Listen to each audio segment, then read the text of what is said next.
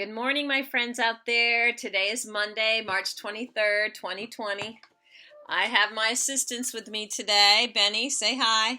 Marley, say hi. There they are, my helpers. They are not listening today. Benny's being a little bit of a pest, so I'm going to put him on my lap. And today, of course, is novel day.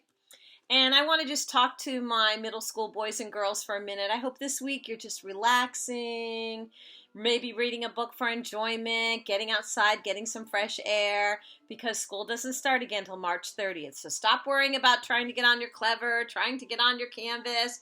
Everything will be explained to you next Monday. I'll be here online to help you. I'm working on Zoom so I can stay in contact with you live. So I'm hoping that a lot of people are following my novel because of Mr. Terupt. And we left off on talking about Luke. So let's see what kind of a character Luke is. I like school. I'm good at it. I get all A's. So when Mr. Terupt announced our first math project, I was so excited. Dollar words was crazy. Definitely not a worksheet problem like all the others I've been given. Not even close. We had to assume that the letter A was worth 1 cent, B 2 cents, C 3 cents, and so on, making the letter Z worth 26 cents. The challenge was to find words that equaled $1 when you added up their letter values. Not 99 cents or $1.01, but $1 exactly. Mr. Terupt gave us time to get started. He wanted to make sure we understood the project, and he said he'd wonder who would be the first one to find a dollar word. That would be a fun thing for you to do today, find a dollar word. I immediately made a data table of all the letters and their corresponding values, a quick reference for me. Then I started putting down any word that came to mind that had some of the bigger letters in it. Pretty equaled 104, walnut equaled 91, Mr. equaled 84. Then I thought, hey, wait a minute. What if I just tacked on a letter S? Misters equals 103. Not good, but very close. I figured this could still be worthwhile in trying to find other words. So there I was, cranking out words, trying to find the first dollar word of the year. What do I hear? Peter and Alexia. This is the 4th year Peter's been in my class and the 3rd time with Alexia. Peter's funny, but sometimes he gets to be too much. If I'm concentrating on my work and he just wants to joke around, it annoys me. But I like him. He's fun and he's no stranger to trouble. Alexia, on the other hand, is always involved in some girl war. Sound familiar to some of you? That stuff I don't get. She loves to wear flashy clothes, dresses, skirts, fancy shoes, and she always has the accessories to go with them. And then she says the word like way too much. Alexia isn't a stranger to trouble either. She and Peter are a good match. Peter elbowed Alexia, then I heard him whisper a word to her. That's not even close to $1, I thought. 53, Alexa said. Not good. Try. Were they crazy? They were trying out rude words and giggling the whole time. I just knew they were going to get caught. That's no good either, Peter said. Maybe. What a butthead. As soon as I thought it, I knew it was worth calculating. Sure enough, butthead equaled 81. I tacked on the letter S. There wasn't just one butthead, but 2 buttheads. Dollar word. I was just about to call it out when I found one, when Peter beat me to it. I've got a word, he called. Buttocks. He strutted to the board like he was the coolest thing since sliced bread and wrote it on the board. Buttocks, he began. Buttocks. Peter went on to demonstrate how the word added up to $1.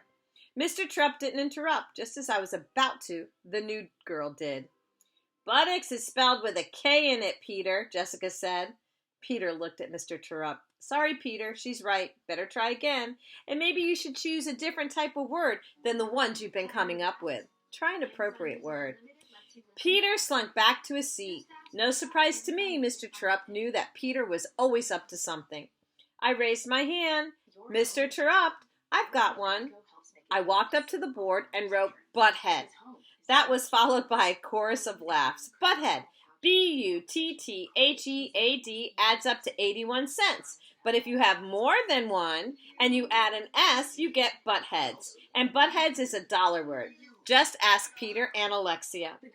Mr. Terupt snickered. That's enough, Luke. I must say this isn't a word I was expecting, but nonetheless, it's our first dollar word. Congratulations. Buttheads it is. Dollar Words was the best math project ever. We started it on a Wednesday, dollar word, and worked for 3 weeks through trial and error, a few strategies that I learned along the way, and some helpful hints from Mr. Trupt. I broke the record for the most dollar words. My final poster was covered with 54 of them. Mr. Trupt looked at my work and smiled. Luke, this is excellent. Excellent's a dollar word. You are the dollar word champ. So I hope some of you will figure out some dollar words today. Our next character is Alexia. I was like, I have this new guy for a teacher. That's so cool. Mr. Terup was nice. He lets us sit in tables, not rows. I was like, no way, are you serious? And the best was I got to sit with my friend Danielle. There was this new girl in our class, Jessica. She wasn't at our table, but I needed to talk to her. I needed to tell her who she could be friends with. She seemed like she could be pretty cool, even though she carried a book around like a teddy bear. I found her at recess. Outdoor recess is held behind the school. There's a big blacktop area with basketball hoops and hopscotch. There's playground equipment in another spot and a large field for running around and playing sports, like kickball or football. That's where the gazebo is too, by the edge of the field. I found Jessica sitting alone on the steps of the gazebo. She was reading a book. I was like, what a loser, but I went up to her anyway. Hey, I said. Hi, she said back. You're Jessica, right? Yes. I blew a bubble with my gum and sat down. I'm Alexia. My friends call me Lexi. I found the compact mirror in my purse and checked my rock star purple lip gloss. Then I was like, where'd you come from? We moved from California, the new girl said. I used to live in California, too. I started playing with the stones that lay under my feet. It's always been easier for me to lie when I don't have to look the person in the eye. We moved because, my dad got sick and needed the doctors here. Oh, I'm sorry, Jessica said.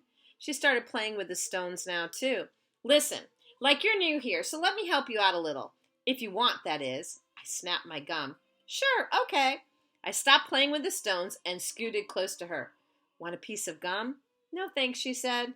Of course not, little Miss Perfect. I put the gum back in my purse. That girl, I said, pointing to Danielle across the playground. You can't miss her. She's the fat one. I laughed, but Jessica didn't. That's Danielle. Watch out for her. She's like someone you really don't want to be friends with. But don't you sit with her in class? I thought you were friends. I wasn't expecting this. Unusual girls just listen and follow along. I blew a bubble and snapped my gum again. Yeah, she used to be cool, but she's been saying stuff about you, calling you Miss Goody Two-Shoes and Snooty Bookworm and stuff like that. Jessica seemed surprised. Oh, okay, thanks for letting me know. Don't worry. Put my arm around her. Stick with me, kid, and I'll help you out. It'll be great. Then recess ended. That's how I got the girl war started. Oh my goodness, so Alexia likes to cause trouble. That cannot be good. So today, boys and girls, remember, try to work on your dollar words. A is 1 cent, B is 2 cents, C is 3 cents, etc. Send me an email. And remember, you'll be able to contact Miss Corvo at Deborah.com at Broward Schools. Oh, I'm saying that wrong. Deborah.Corvo at BrowardSchools.com. And send me any messages, and I'll do my best to get back to you. I really miss you guys. And tomorrow, I'm looking forward to seeing my younger readers. And we're going to be reading Ducky. And Ducky goes on some really great adventures. So I hope you'll tune in tomorrow. Bye from Benny. Say bye to all my middle schoolers out there, Benny. Benny just gets so excited with reading time. And Marley, where are you, Marley? I think Marley was so bored. She went back to her bed to take a nap. So there she is. So have a great day, boys and girls. I miss you. And I'll see my younger readers tomorrow. Stay safe. Wash your hands. Have a great day.